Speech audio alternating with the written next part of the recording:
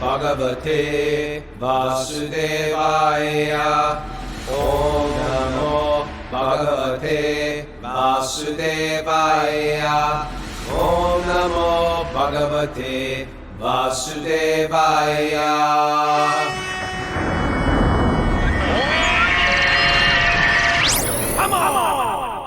Live from Arlington, Vermont. It's Wisdom of the Sages on location with Raghunath and co-host and senior educator at the Bhakti Center in New York City, Kaustubha Das. Welcome to the show. Welcome to the Srimad Bhagavatam, our daily study of yoga theory and philosophy. And today it's, I wish we had like an audio thing that Mara could hit a drum roll.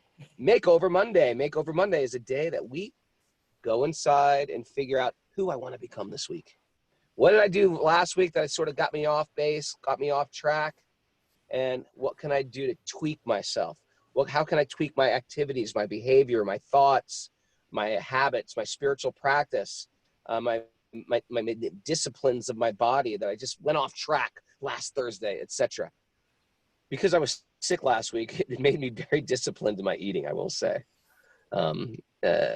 And me and Kaustubha have having this great one, which we encourage you to be just like us. No, we encourage you this one because it works for us. We don't get on our phone at all. We don't look at it. We don't check it. We don't scroll through emails or Instagram feeds or anything. As soon as we wake up until we don't do it until the show. And then I don't know what Kaustubha does, but I try not to do it after then until I do at least a bunch of chanting. Kaustubha probably, what do you do, Kaustubha? You all over that Instagram? Who wrote me? Raghunath, once the show is over, I have to go into get the show up on air mode. I got to write a description. We do a lot of work that you don't do, Kaustubha does a lot of work. Me and Mara does a lot of work. Raghu just shows up for an hour. They've rolled me out of bed, poked me with a stick. Mara is here. She's our assistant, and she will be taking all questions for Saturday's question day. We missed it last week. Should we double up on question day this week? No, you can't have too many question days. We just have to work it out. Question day is a fun day, though. I was listening to an old one in the car yesterday. Mm-hmm. But question day is where you're writing your questions, because questions come up on your spiritual path. If you have questions, write them in. Maybe we could also mention what's on Patreon this week. Mara, what's on Patreon this week? We have asana classes tomorrow by Lori Pag at 10 a.m. Lori Pag's a huge teacher, beloved teacher. She's from Rhode Island, and Wednesday. Wednesday by Lori Pag for a little while longer, but sorry, she is wonderful. Not wonderful, but very learned. Been studying. Not wonderful. For years. I said very wonderful and. No, you didn't. You said not wonderful. Say that. Yeah. Not wonderful. I meant wonderful and. Okay. All right. Wednesday morning with a yin yoga is Bob Healy at 6:30 a.m. Bob Healy, yin yoga. This is incredible. Bob Healy is a master. Thank you, Bob. Yep. 6 p.m. on Wednesdays, Kumiji. 2 on Wednesday. Kumiji. Now, she had some issues the last 2 Wednesdays, but she apologized. She wrote me yesterday, and she says, Raghu, don't fire me. I was like, I can't fire you. It's all volunteer-based. And she's like, I go, you need a paycheck to get fired. But she goes, I'm sorry. It was a very, very weird circumstance. So okay. Kumi's back. Kumi's back. And then Thursday morning, we have Ananda Devi from Warrior Sage Fitness at 10 a.m. Oh, great. She's great too. Welcome, Ananda. And then Friday, we have that workshop with Kamala Kumari. Oh, cool. The intro to dance. That was a great interview yesterday. So Madhu's class. Madhu is next Monday. Next Monday, got it. Okay. Yeah. And I'm going to post, I spoke last Friday night to a Russian speaking group, although it didn't have to be, they're all live in America, but I'll post that up there too. I think that'll be an interesting class. Wait. What? Where? What a Russian group? Do we have to? Russian. What? No. I'm saying, what is the Russian group doing? I didn't get this memo. There's a Russian group doing a Patreon class. I spoke last Friday night to a Russian group. It was recorded. Oh, And it was more or less the same topic. There's a Russian group. You didn't even make that they were spiritual. There's a Russian group. They're going to do something too. Yeah, they're going to do like a borscht cooking class or something. So there's a group of them. A group of Russian Bhakti-yogis. They get together regularly. I was asked to speak, and it was kind of the same topic of that Sage of Steady Mind that I did before, but it's different. So okay, but you're going to put this on. You're going to put this on Patreon. I'm going to post it on Patreon. It's a 2-hour class. Yeah. So if you'd love to hear Kaustubha struggle through his Russian for 2 hours, I'm just kidding, it's in English. That's great. And so anyway, if you want to get on Patreon, we're creating this whole online resource to study yoga. And people are just coming in and saying, wow, I don't need anything else but wisdom of the sages in my life. They've given up everything and just joined us. So if you can join us and you make a donation through patreon.com/wisdom of the sages, and that really helps support us. And because this has become a full-time job, especially for Kaustubha and Mara. For Raghunath, not so much. Are you kidding? No, but we didn't expect it. It started out as an hour class. I was going to my wife, hey, do you mind if an hour every morning I leave the house, walk across to the yogi house, and we have a few people come over? She's like, no, of course, it's nice. I was like, do you mind if it extends to all day long? No, but we do love it, and we appreciate you guys keeping this boat afloat. Let's dive into the Srimad Bhagavatam. All right. You say. Yep. So we start with these various mantras to enter into the mood of the Bhagavatam. It goes something like this. Narayanam namaskritya naram shavanarotamam devim saraswatim vyasam tojayamudiraye. Before reciting the Srimad Bhagavatam, which is their very means of conquest, one should offer respectful obeisances to the Supreme Lord Narayan, unto Narayan Rishi, the supermost human being, unto Srila Vyasadeva, the author, and to Mother Saraswati, the goddess of learning. Nasta prayeshva badreshu nityam bhagavat sevaya bhagavati utamashloke bhaktir bhavati naishtiki.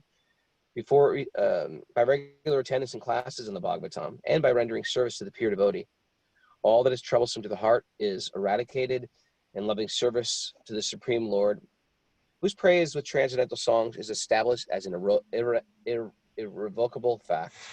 Om Jnana Timarandasya Gyananjana Shalakaya Chakshurun Militam Yena Tasmai Shri Gurave Namaha. Watch out, it's going to be one of those giggle shows. Who can stop each other from giggling? Okay. You don't have a Bhagavatam with you, Raghunath, do you? Prabhu, it's all up here. Okay. Then you go ahead and start reciting the verses and purports. Okay, so we're in Canto 1. Today we are going to complete. I believe we will complete. You never know, but I believe we will complete chapter 15, entitled "The Pandavas Retire Timely." Yes. And we're beginning with text 47 and 48, which are translated together. But maybe we'll read this today, and then maybe we'll do a little recap of the chapter. There's so much shared in this chapter, you know? So much, Raghunath. Okay, so this text, something? You read, and I'll just, you read, and you give your realizations. Cue me when I should open my mouth. Okay, you open your mouth whenever you want. Okay.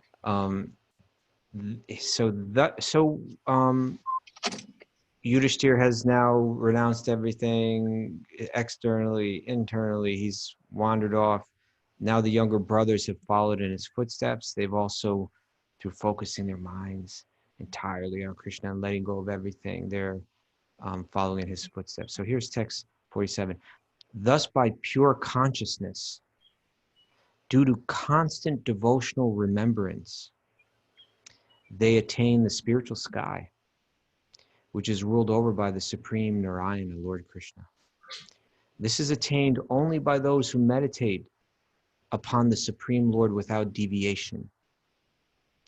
This abode of the Lord Sri Krishna, known as Goloka Vrindavan, cannot be attained by persons who are absorbed in the material conception of life. But the Pandavas, being completely washed of all material contamination, attain the abode in their very same bodies. Mm. Right? That's a little different than most people, but because they're eternal associates of Krishna, right? They didn't even have to change body when they died. They just. I don't mind trading mine in for a newer body. You want a new one? That looks more like Arjuna or Mother Yasoda. Okay. So if we look at this verse, you see, this is described, what's being described here is yogic perfection, right? That the mind becomes one-pointed and is held on the object that you want to hold it on, and through that one achieves the goal of yoga. And so if we look at the language here in this verse, it says, tad dhyana means meditation, right? So tad dhyano driktaya bhaktya. It means that they were freed by positive meditation with a devotional attitude, bhaktya, right?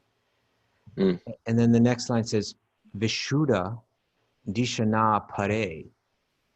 So Vishuddha means that they were purified by fixing their intelligence on pare, on what's the higher thing, what's on transcendence, you can say. And then Tasmin, what is that transcendence? It's not going to be, this verse isn't going to be vague in any way. It's going to define it. It's going to say Tasmin Narayana Pade. What's Narayana Pade, Raghunath? The lotus feet of Narayan. Yeah, but by fixing them on the feet of Lord Narayan. And then it says Ekanta Matiyogatim.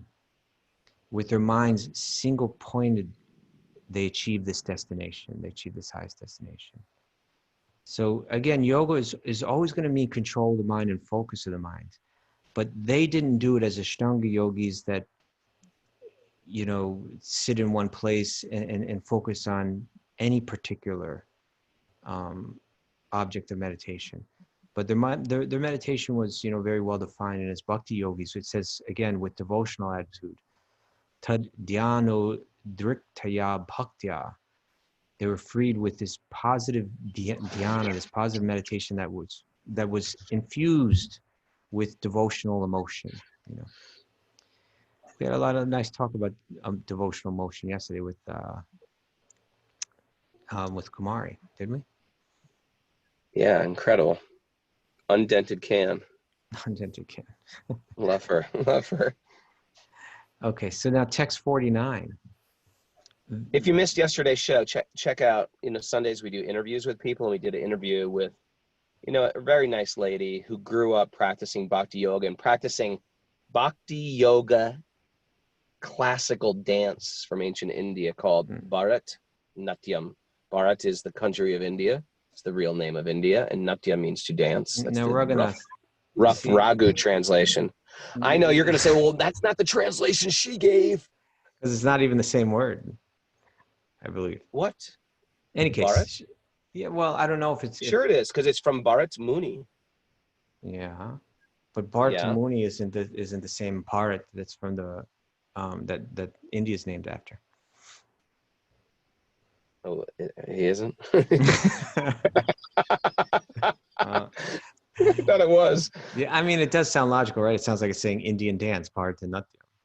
But yes, it is. I mean, that's Bharat Muni, and then of course it had that meaning. But in any case, let's it's I think it was called American Dance, but it was not named after Vespucci in America. What's his name? Americo Vespucci. Americo Vespucci. Anyway. Okay. My point was, it's a good thing about devotional dancing yesterday. And about devotion in general, right? And she'll be back to go deeper into it on Friday at 10 a.m. for Patreon subscribers. Yeah. Okay. Now, so everybody's checking out now. Yudhishthir checked out. Now the rest of the Pandavas checked out. When we say checked out, usually checked out is a bad thing. Like, where's Mara? She's so checked out. This is a good thing. They're actually checking in. It's what I have to do more. I have to check in with my spiritual life, check out of material life. They checked So, out of yes. their material responsibilities, all their material false senses of or temporary senses of identification, and they checked Yeah. into the complete devotional connection. And so we heard about Yudhishthir did it. The rest of the Pandavas just did it. Who's next? Can you guess who's next, Raghunath? Who's checking out next? Bhima? No, they did all the Pandavas. They kind of Oh, checked all the out. Pandavas are checked Those out. previous verses, they've all checked out now. Who's next? Oh, can you ask Mara before you stump me? Mara, who's checking out next? Queen Kunti? Vidura. Vidura, there you go. Vidura. So I thought text- Vidura checked out first. No, he wandered off, but now he's going to die. Okay. Check out Okay. that. It's sort of like a mass checking in at once, you know? Yeah, you hear the whole. There's so much said about their lives, but now we're hearing how in the end it all led to this complete focus on God, that they all achieved that state. Yeah. So Vidura, while on pilgrimage, left his body at Prabhasa. Do you know where Prabhasa is? I think Prabhasa is near the east coast of Dwarka, the west coast of It's near Dwarka. Gujarat or something. It's in Gujarat. Dwarka. That's right. Yeah. Because he was absorbed in thought of Krishna. You see, each time it's mentioning where their absorption was. Because of his absorption in thought of Krishna, he was received by the denizens of the Pitriloka planet, where he returned to his original post. And what was his original post? He was Yamaraj. He's Yamaraj. So he was like a deva, and he returned to that position now. Well, it was not just a deva. If you don't know who Yamaraj is, like we have in the yoga system, Yama, Niyama, Asana, Pranayama. So Yama is the things you do, the things you try to control, or you like the controlling of the senses. So Yama is talking about discipline against the senses, and Yamaraj is the king of the disciplining, the sort of the disciplining force.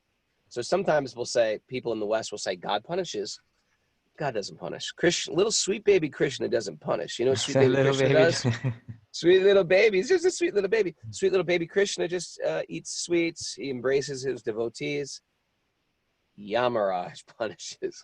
Yamaraj, what he does is, and it's almost like not a punishment. It's just, you get what you get. It just sort of, he weighs things out, and he makes life even for us.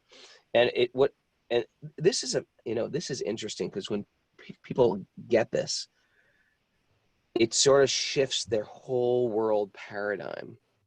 And I tend to think that it's a healthy paradigm for me, especially, that whatever I've got for some reason, and I must have deserved it. And even if I didn't deserve it, it's given me some special healing that will make me so powerful. Like that. Moving like forward. That black fly fever.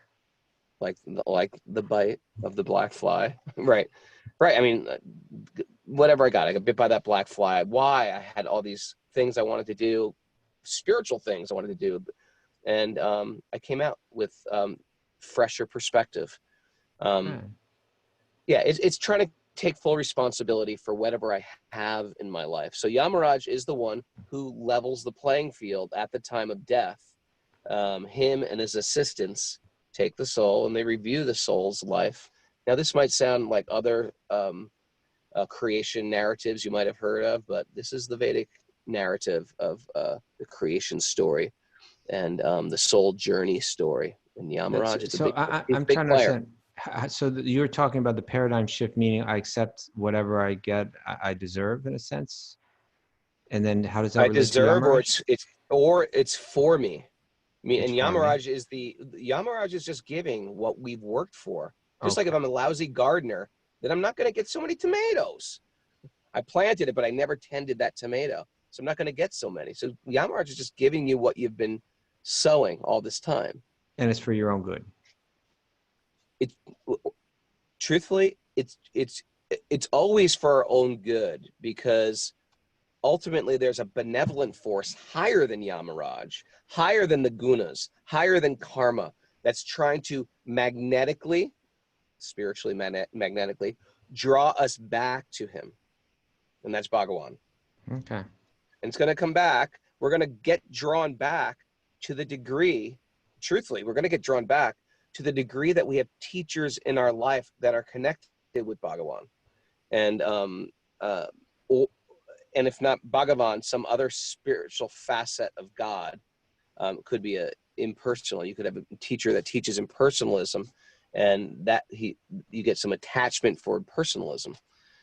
But in this particular path we're in, this is a path of Krishna Bhakti, so we get attracted to a form of God in the form of Krishna. All right. Think about that. That's great. So now who's going to check out next? We had the Yudhishthira, the rest of the Pandavas, then we had Vidura, and then now? I'm going to skip the quiz and just ask you to tell me. Okay. Draupadi. Draupadi. Yeah, Okay. Their wife. And actually, although it's not mentioned directly in the verse, Prabhupada kind of adds it because some of the great commentators have. Also Subhadra, who was the wife of Arjuna. So it says, text 50, Draupadi also saw that her husbands, without caring for her, were leaving home. She knew well about Lord Vasudeva, Krishna, the personality of Godhead. Both she and Subhadra became absorbed in thoughts of Krishna and attained the same result as their husbands. So they were also became perfected yogis. Right? And if we look at the Sanskrit here, it says Vasudeva Bhagavati Hyekanta Matir Apatam, that their minds were singly their minds had single ekanta matir, single pointed mind, focused on Vasudeva, Sri Krishna. Right? So they all became great yogis like this. You know, Prabhupada writes a nice purport here, and he uses an analogy that's quoted a lot, but real important one. He says, when flying an airplane, one cannot take care of other planes. Everyone has to take care of his own plane. And if there's any danger, no other plane can help another in that condition. That is nice. Yeah. So it's like, if you're in one of those single pilot airplane kind of things, right? Yeah. You can do all the training in the world, and you should do all the training in the world. And that's all that's going to help you once you get up there, because once you're up there, you have to fly it. Yeah. So it says when flying, so everyone has to take care of his own plane. And if there's any danger, no other plane can help another in that condition. Similarly, at the end of life, when one has to go back home, back to Godhead, everyone has to take care of himself without help rendered by another. The help is, however, offered on the ground before flying in space. Similarly, the spiritual master, the father, the mother, the relatives, the husband, and others can all render help during one's lifetime. But while crossing the sea, one has to take care of himself and utilize the instructions formerly received. Draupadi had 5 husbands, and no one asked Draupadi to come. Draupadi had to take care of herself without waiting for her great husbands. And because she was already trained, she at once took to concentration upon the lotus feet of Lord Vasudeva, Sri Krishna, the personality of Godhead. The wives also got the same results as their husbands in the same manner. That is to say, without changing their bodies, they reached the destination of Godhead. So they were also they were also able to achieve that goal. We're hearing in each step. First it was Arjuna, then it was Yudhishthira, the rest of the Pandavas, Vidura, now Draupadi and Subhadra. What did they all do at the time of death? They all, because they had prepared, they were able to fly their own planes. And what that means is, as you're going through the struggle, as you're going through the pain, when one is prone to fear or confusion, they're able to be real yogis and focus their mind entirely. You know. Okay. And then the last verse from this, here's something you want to share with them? No, I'm nodding. Okay. I'm not nodding off. I'm nodding, like yes. Imagining them all becoming liberated. And so now text 51, the last final verse. The subject of the departure, this is called the Fall Shruti. Right? The benedict, the fall. This is where you get the fall. The The fall. fall is the fruits, the benefit, the blessing. The Fall Shruti, the benefit of hearing. The subject, which is a common poetic device at the end of different sacred texts. Or prayers, or Yeah. stutis. Yeah. So at the end of this chapter, the last verse is the Fall Shruti. The subject of the departure of the sons of Pandu for the ultimate goal of life, back to Godhead, is fully auspicious and is perfectly pure. Therefore, anyone who hears this narration with devotional faith, Shraddha, certainly gains the devotional service of the Lord, the highest perfection of life. Right? We heard from the very beginning of Bhagavatam that the highest dharma, the paro dharma, yato bhakti hoksajay, is this devotional service, complete connection with God. And so it's saying that if one simply hears this narration with faith, then they're destined to achieve that goal. And it's mentioned here, it says one who hears this narration of the sons of Pandu, but in the Sanskrit, it uses the term Bhagavat Priyanam, which means of those who are very dear to Bhagavan, to Krishna, right? So that's why hearing about this is special, because they're so dear, right? Because they're so dear, they're so connected with God, that by meditating on them, you connect with God, right? Do you know that verse that Lord Shiva spoke to Parvati? I don't know. You don't know that one? I don't think so. You don't know any Parvati Shiva speaking to Parvati? No, that's why. You ruled it out. I just ruled it out. I have no good Parvati quotes or Shiva quotes. There's one verse, Aradhananam Sarvesham. Sound familiar? Oh, yeah, that one is. Aradhananam Sarvesham Vishnu Aradhanam Param. Yeah. Parvati asked Lord Shiva,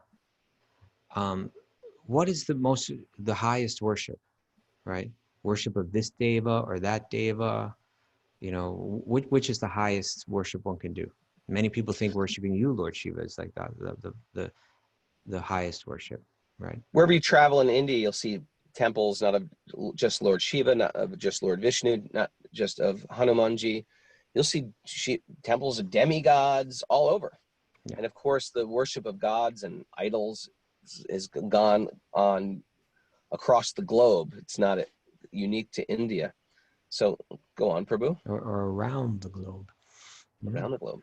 What did I say? What did I say? That's fine. I'm just picking on you. Well, the Earth is flat. Well, then why'd you call it a globe? The global disc. Okay. So Aradhananam means worship. So Aradhananam Sarvesham, of all the worships, he's saying, Vishnu Aradhanam Param, that the highest Aradhanam is the worship of Lord Vishnu, spoken by Lord Shiva. Mm-hmm. And then he says, Tasmat Parataram Devi, oh, my dear Devi, that even still higher than that, my dear Devi, is Tadiyanam Samarchanam. Tadiyanam means that which is related to Krishna, that which is connected to Krishna, is considered still even higher. Why? Because Bhagavat Priyanam, because it's so dear, because those that are connected to him are so dear to him. Right? Just like you become kindly disposed to someone who loves the one that you love. Right. So if you love my kids, and you treat my kids very kindly, and I don't even know you, but I see them, oh my God, they're so sweet to my kids. I immediately appreciate you, like you, welcome you. Perhaps even more than if someone did the same for you. If they did it for your kids, you feel even more inclined to them. And therefore you get into this entire thing of the worship of Hanuman is this. The worship of Hanuman is a great devotee. We're not worshiping him as God. We worship him as a great devotee. Why? Well, because by worshiping the great devotee, you get the blessings of Ram. So this is, or the worship of Nandi is there, or the worship of the Guru, the worship of Govardhan Hill, the worship of Tulsi. These are all huge things. You're trying to worship those who are purely connected, and by getting the blessings of those beings, you become dear to Lord Vishnu, or the master of those beings. Does that make sense? Yes. It makes sense, Raghunath. And Yes. so that's what Sutta Goswami is here saying to the sages of Naimisharanya, that simply by hearing about the Pandavas, because they are Bhagavat Priyanam, because they are so dear to Krishna, that simply by hearing about them with faith, Shraddhanam, that one attains this highest yogic goal. And therefore, parents, Yeah. keep playing that Mahabharat on Audible in your car. Okay. Because my kids are so attached to it. I was listening to this, Yeah. like with my son in the car, and he's so attached to it. Just like he knows every little detail about this thing. I was like, yep. Rocco. Now you're getting attached. Yeah, Rocco's very attached. He's Now getting you're getting attached. Very attached to the Pandavas. You get attached to the Pandavas, you become dear to Lord Vishnu. There you go. Okay, Secret so then trick. with that wraps up the chapter of the Pandavas retire timely. And what it opens up is just for the last chapters, we're going to hear about their grandson, Maharaj Pariksit. And that'll get us over to the second canto where Maharaj Pariksit begins to ask his questions to Sukadeva Goswami, and that's what the whole Bhagavatam plays out as. But shall we do a little recap, Raghunath? Of what? Of the chapter? Or Yes, of the chapter. Or of my life for the last 10 years. What I've been going through. I was thinking of the chapter. Yeah, let's do a recap. Let's take it from the top. Pandavas retiring timely. So, yes, so it began with Arjuna's grief, right? That Arjuna wandered in there. You know, Yudhishthira had been seeing bad omens. And he was kind of suspecting Krishna must have left. And then Arjuna comes. And just by looking Arjuna, you could see that he's suffering. It was described like he was like his face was like a wilted lotus, right? Right. And so Arjuna begins to share his grief that Krishna's left. But he also shares his remembrance of Krishna and all of the favors and the protection that he and his brothers and his family had received from Krishna. So you get a rundown of all of that, of his emotions that he felt for Krishna. And then also Arjuna's recognition that he was empowered due to Krishna, that anything that he was capable of doing, it wasn't his own, but ultimately that was all by Krishna's grace. Right? And then you get to this really interesting point where that although everything seems so dark, and he had not only he had talked about how Krishna was gone, how he had lost all his power, he even described how, you know, this somewhat bizarre, news that the entire Yadu dynasty, who was so dear to he and Yudhishthira and all the Pandavas, that they had all died in this, fight with each other. So it was like really dark there, right? It was a dark, sometimes dark things happen to great people. Apparently dark. I mean, externally dark. Externally dark. Yeah. Yes. So, but then this verse, and to me, it's a real highlight of the chapter. So I thought it's something that we could spend a little time on. But verse 27 in this chapter, Arjuna says, now, haranti smaratas chitam. This word smarana is used quite a bit in this chapter. And smarana What means does that mean, Mara? Mara, What does that smarana. mean, Mara? Remembering? Yeah, boom. Yes. And you should get that one. So smarana means remembering, and it also is a term that's sometimes used in Bhakti Yoga to indicate meditation, right? Like smarana means to meditate. You remember, so you bring your mind to something that you've obviously been exposed to previously. So like smarana means like remembering Krishna's pastimes, meditating deeply on Krishna's pastimes. It's called smarana too. So when Arjuna is talking about smarana, now I'm remembering something. We can think of it not only as something came to his mind, but also like he was consciously absorbing his mind as a form of meditation. And so he says, haranti smaratas chitam. He says, now I am attracted to those instructions. I'm meditating on those instructions. You know, in my chitta, smaratas, I'm remembering in my mind, I'm meditating on my mind.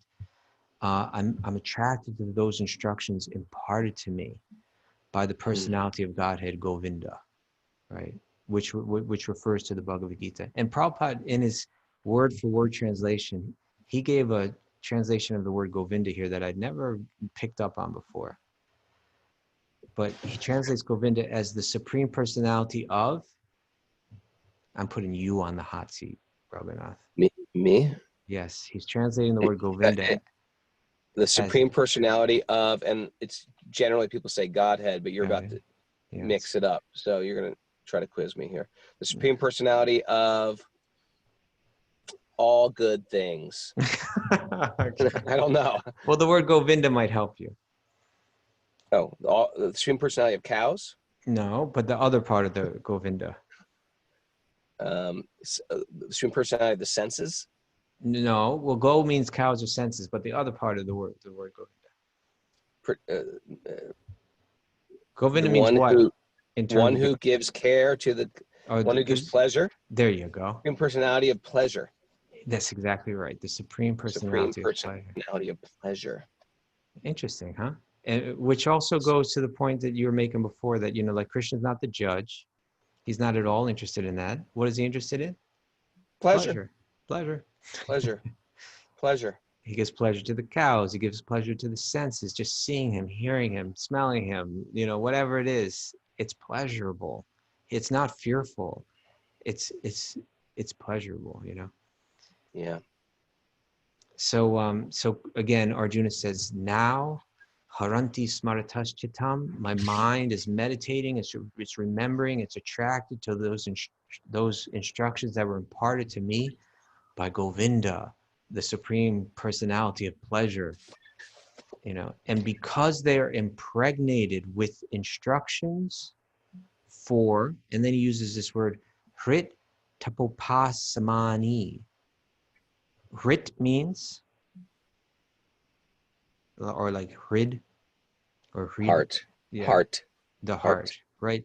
And tapa, or tapa. Tapa means doing some austerity for something higher, some. Yeah, it means austerity, but what does it also mean in a similar vein? It means like heat or fire. Heat. Yeah, doing something rigorous. Yeah. Yeah, but it means, so but it can also be used just to say like the fire, you know? Okay. So hrit tapopasamani, because they're impregnated with instructions for relieving the burning heart, right? Relieving the burning heart. Desha kala, and then he says desha kalarta, in all circumstances of time and space. You okay there, Raghunath? What are you doing? Yes. So again, he says, now I'm attracted, I'm meditating, I'm remembering in my mind those instructions imparted to me by Krishna, Govinda, the Lord of all pleasure, because those instructions, the Bhagavad Gita, those instructions are impregnated with the power to relieve the burning heart in all circumstances of time or space. Now that verse is so important, because generally when we go through some burning of the heart, right? When the mind, or you could say the mind or the heart, is burning in some way, and this happens to us on a regular basis, does it not? Yes, it does, sir. Feel that burn? Some Yes, disappointment, I do, sir. some anger, some, my God, when is this going to end? Oh my God, I can't take this anymore. Why me? It's not fair. Why me? It's not fair. That this world is Who are designed in these? such a Who are way. these? Yes. I was thinking, who, who are these people? you're the, who are these people? Who are all these children? How did I get all these children? I was just thinking of a bunch of list of complaints I've been rattling off on a regular basis. Thank you Okay. for prompting me. Sure. But the heart burns. This world, it makes the heart burn, right? It gives us heartburn. Oh man, it gives us, yeah. That's a Um, great word, actually, heartburn. heartburn, burning heart, and And yeah, it happens. It happens at every age too. It does it? happens at every age. Okay. Yeah. I mean, hopefully not too soon, but But you know what? It gets scarier as one gets older if they don't have those instructions, right? well, I'm witnessing my daughter. Don't tell her, she's not listening today, but she's going through puberty. She's going through life, and she's she's going through some struggles, and she's upset, and she goes out of the house angry with her bead bag, and just pray. And I try to like comfort her, and because she's not sharing what she's going through, and she'll break down crying and just tell me, I'm trying to pray to Krishna, and she's talking about her struggles in the material world. So I quoted that verse. She came and listened to the show, Tatenu Kampam, Mm-hmm. and it's great to have some type of cushion to fall back on. That's not even a cushion. It's like a lazy boy chair. If you're not from America, lazy boys are these classic reclining chairs that like catch you and caress your body and hug your body. But it's great to have Krishna to fall back on when the material world is just throwing firestorm at you. Yeah. You need that. You need some truth to take shelter of in a crumbling temporary world. And your heart crumbles, and your health crumbles, and your sometimes your good friends crumble in front of you, or they piss you off. Your finances crumble. It's a world of it's just a world of crumbles. It's And crying. it's not an apple, and it's not an apple crumble, Mara, either. It's like a hard crumble. And truthfully, before I've been into Krishna for so long, so I forget what it was like, but I remember being, if I can trace back, it's like without Krishna, I guess what we try to do is we try to piece together meaning through relationships, or through family, or through a great hobby, or through even my health and well-being, and that's my thing. Whatever it be, I try to put my identity, that's my identity, this thing or this relationship. And then if that crumbles, it's sort of like, who the hell am I in this world? And our whole world gets shaken upside down. It's like an earthquake. And I think it's important to understand that all these things that we're building and constructing, careers, homes, families, they all rest upon our spiritual life. And without our spiritual life, you're making them your God. And get ready, they're false idols. Talk about don't worship false idols. That's your false idol. The false idol of my home, my family, even these things that are good things. Nothing's wrong with home and family. It's just not your God. If it's your God, you're going to be shaken up eventually. Something's going to happen, whether it's death in the family or divorce or God knows whatever else happens that takes down a family. But it happens to every family as you get older, and happened to the Pandavas. And or if wealth is your God, get ready, you're going to lose your wealth. And if you don't lose your wealth due to the stock market, the IRS, some criminal wants to slit your throat, you're going to lose it just in the hands of time. Time will take your wealth. So everything here is all on loan to us. And it's not bad if it's put on the foundation of there's a bigger picture to this. There's a benevolence picture behind this, that I'm trying to understand this stuff in relationship to the bigger picture. And then that becomes your God. And then your relationships actually become much deeper, and they become uplifting. I'm sure nobody on the Zoom call wants a degrading relationship. Even gross materialists oftentimes don't if they were actually very sober-minded, don't want a degrading relationship. But sometimes without hearing that, we might stay in degrading relationships for years. So we're trying to be on a path of moving forward progressively, and seeing that there is a depth to our life. And then when things do fall apart, we want to be able to take shelter of Krishna. We want to be able to take shelter of his words or instructions, a lifestyle, and even a community. Enter the Zoom Wisdom of the Sages community. Welcome. Thank you. Good to be here. Thanks. Yeah, no, thank you. And thank you for that Monday morning instruction, Raghunath, you know. So relevant. And I find it amazing that, like, your daughter, although she's just 15, she's kind of already getting that, right? She's like, when I, you know, Arjuna was like a withered up lotus here. He's suffering, you know, but then he took shelter of those instructions, and it gave him a relief, you know, of the burning heart. Well, and I'm going, I'm sorry. No, go ahead. You go ahead. Well, I was saying, because she was like, well, I am praying to Krishna, because I see her leaving the house sometimes, getting upset with her bead bag. And I'm seeing that, she, no, I am praying to Krishna, but Krishna's not reciprocating. And so then I pointed out that thing that beautiful thing that Kumari said yesterday in the interview. She said, hey, Krishna, I thought we had a deal. Right. I'll move towards you with love, and you take away all my material pain. I said, this is part of your purification also. I said, the real question is, when you go through that pain, are you going to turn towards Krishna or turn towards all the crazy thing teenagers turn to in this world? And they turn to all crazy things. And it's sometimes, parents, I got news for you. It's out of your hands. The stuff you've raised them, and now culture is just like, hopefully they have some good karma and some good choices, because they do all crazy things, man. It's crazier than ever out there, Kaustubha. Is it? And so it's crazier than ever, man. Like kids Crazy. are eating these laundry detergent things or something like that. Oh, I miss it. I miss that one. Don't tell my daughter that. She's got a good head on her shoulders, but and you know, it's not just out there; it's in the ether. You know what I mean? If they're not doing those things, they know of people doing these things, and therefore it gives them ideas. You know, just when you hear about sick ideas, it's in the ether. Just like, you know, I'd never think of locking somebody in my basement.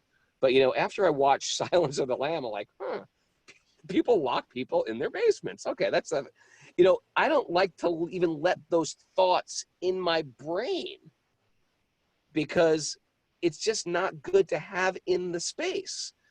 So it's sort of like when there's a collective community of teenagers, and how do you know they're out there? Well, they're all online together. They're all watching the same media together. Then it's in the atmosphere. Oh, this is what teenagers do. This is how they behave. This is what they go through. You know, she also, media is so powerful. Media changes culture also, more than probably anything in the world, more than coming in with your army and taking over the place. Changing their media makes them think different. So anyway. Yes, including the social media, you know, and as you were kind of as you kind of got started, keep talking. So I said social media, yes, and so but you were saying how in one sense the world is crummy, and you realize that it's not stable and so on, and I think, you know, right now in our history, it's kind of striking people harder and deeper than it might normally. And you know what I noticed is just that, just going back to this verse that we're discussing, is just that I know people, like I have lots of friends that are connected to Bhakti in one way or another, and some with a more solid foundation in the wisdom of the tradition, and some with a more superficial, you know, foundation in it. Right. And I see the ones with the more when I look at social media, right, I see the ones with the more superficial foundation of it they're confused, and they're suffering, and they're absorbed in places that lead to further confusion, you know, that they're losing that. Whereas those that have kind of created the habits you know, of regularly hearing the wisdom, you know, I see they pass through these times with ease, in a sense. You know, they have that firm foundation, and that's where you know, Arjuna went here, that he went back to those instructions, and you go back to those instructions, you pass through it all, because you realize that all that you're experiencing in this world is just a confirmation of everything that's said here. But beyond that pessimism, you know, there's an optimism, and your faith in that optimism is increasing, right? As you see the weaknesses of this world, through the eyes of this wisdom, then it just further confirms like the optimistic side of the same wisdom, right? So you actually even feel a deeper connection and a deeper optimism, even as you're going through these dark times. Yeah. Yes, that was beautiful. That was beautiful. You know, it was when you were saying that, the whole time I was thinking of, thank God for wisdom and the sages. And this isn't like glorifying me or even you. It's just really the process of what wisdom and sages does, right, and what temples and ashrams and individuals do all over the world who want to just hear on a regular basis. It keeps you steady in times of great tragedy. It's not hearing, going to the temple, ashram, mosque, synagogue once a week. It's hearing truth on a regular basis. Just, it gives you something to hold on to, you know, when your footing gets slippery. It's incredibly powerful, incredibly useful. I'm incredibly grateful, and here's the deal. Yeah. I'm in Vermont this morning. My family, I was on a family camping trip, and I wasn't even supposed to come, but I came, and I was going to drive back last night and do the show. And I was like, man, and I ended up staying up late. I was like, I'm just getting over getting sick, and I gotta wake up early, and who knows what the signal's going to be like. But you know what? There's an accountability. I can't make up a lie. I'm sick again, or I can't make another fly. There's another fly, a bigger fly. He bit me right in the nose. I had to show up and hear the Bhagavatam, and it wasn't convenient. And I want to thank everybody who's listening when it's not convenient. Like, make it a vow. Like, if you miss it live, if some of you guys, the Zoomers, are here live, if you miss it live, that's okay. Just be one of the others. Even if you don't listen to this Bhagavatam class, find some Srimad Bhagavatam class on the YouTube, or go to a lecture somehow, but hear truth on a regular basis for your benefit, and for our community's benefit. And if you're doing that, I'm very impressed with you, because this is the highest thing we can do for people in this world, is give truth give truth and hear truth. That's why Prabhupada repeatedly, and the Bhagavatam, calls it the ultimate welfare work, because what you're really doing is giving people footing and direction. Nice. That is a great time to hit the button, Mara. Hey, you want to share who's going to be our guest on Sunday? DJ Mara, wait till you hear who's going to be our guest. Okay. Have you heard of Mike D from the Beastie Boys? Don't laugh. I'm dead serious. Mike D from the Beastie Boys is going to be our special guest. Along with the Sages. Not only Mike D. With Eddie Stern. LL Cool J. And the notorious... No, he's dead. No. It's with Eddie Stern. Eddie Stern and Mike D. This is great. Yeah, Eddie Stern, Mike D, and myself used to kind of head up the Broom Street Temple. And so it'll be a little Broom Street. You got to turn that down, Mara. You're cranking it up too. Mara, you're going to lose your DJ card, Mara. Hard for me to tell how loud it is. But the three of us used to kind of run this the Broom Street Temple, which is a really cool temple, you know, on Broom Street, obviously. And so we're going to kind of reunite. But Eddie's a great teacher. Mike D is a great rapper, and they're all deeply spiritual. Would it be completely inappropriate if I asked him to rap? I don't think so. But, you know, people don't know that Mike's got a real connection to the whole Bhakti tradition that people don't know about, you know. And he's been to Vrindavan. He's been to Vrindavan. He's actually been initiated into a devotional lineage, you know. So Well, anyway, it should be a lot of. The main thing is when the three of us got together, there's always a lot of fun and a lot of laughter. So I think it'll be a great time on Sunday. When the three of you guys together, what about when I get together with the three of you? Oh, well, then forget about it. Am I invited on that show? Wait a second. When the three of us get together, we're going to have a lot of fun. Maybe we'll invite Raghunath too. Raghunath, don't worry. We love you.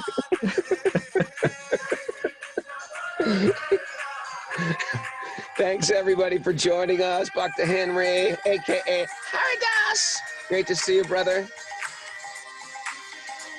Bruna G, good to see you from Brazil. I'm seeing new faces that I haven't seen. Paramananda Prabhu.